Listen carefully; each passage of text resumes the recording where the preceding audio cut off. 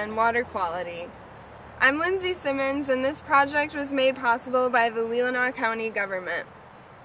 We'll be offering a few short films about proper lawn care, water quality monitoring, swimmer's itch, septic maintenance, and green belting.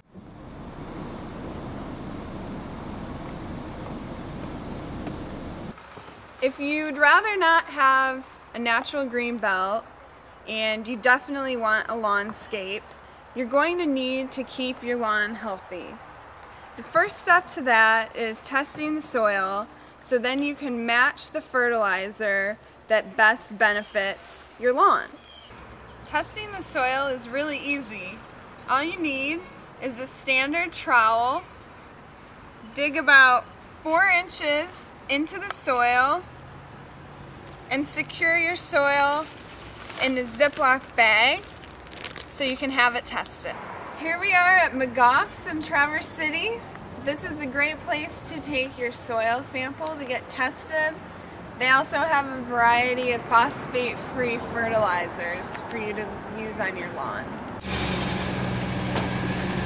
These signs up here tell us the formula of the fertilizers, and of course we would want the formula with 0 in the middle because those are the phosphate-free fertilizers.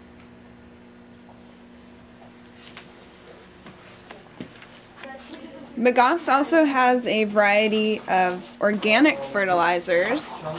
As you can see here, the formula on the bag shows the nitrogen, phosphorus, and potash.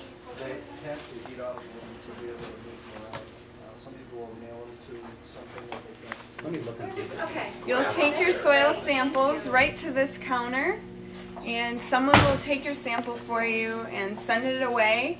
Should be back in about 12 to 14 days with your results. Now that we've had our soil tested and we know the proper fertilizer to use, it's time to explore the right way to apply fertilizer to our lawnscape. Here we have a fertilizer applicator known as a drop spreader.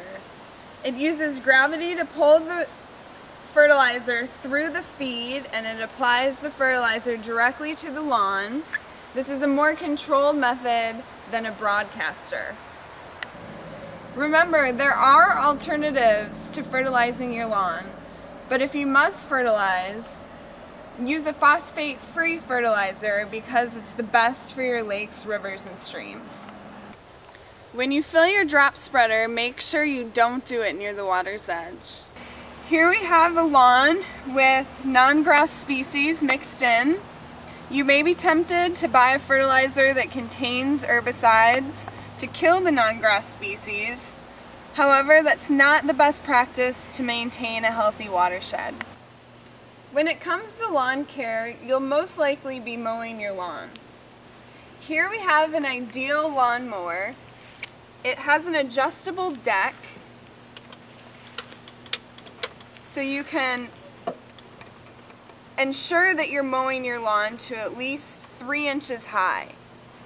Having a lawn that's at least 3 inches high ensures that the roots are penetrating the soil, and this helps your lawn survive droughts in the summertime, and the roots are able to absorb the nutrients, the nitrogen and the phosphorus that we want to prevent from going back into the watershed. Now that we have the mower deck set, we need to consider the clippings.